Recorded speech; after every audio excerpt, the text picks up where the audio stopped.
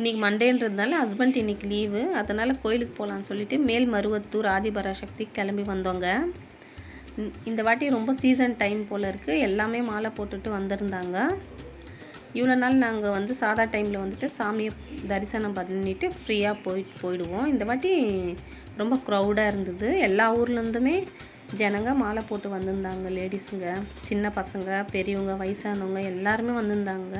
முக்கியமாக கர்நாடகாலேருந்து நிறைய பேர் வந்திருந்தாங்க.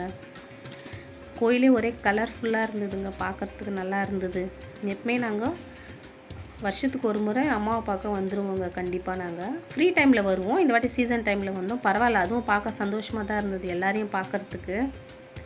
இந்த வருஷத்துக்கு ஒரு வாட்டி வந்து அம்மாக்கிட்ட எது வேண்டிட்டு போனாலும் நடக்குங்க. அதுக்கு அடுத்த வருஷம் நம்ம என்ன வேணுமோ அது நடக்குங்க. பாருங்கள், பார்க்குறதுக்கே நல்லா கலர்ஃபுல்லாக இருக்குதுங்க.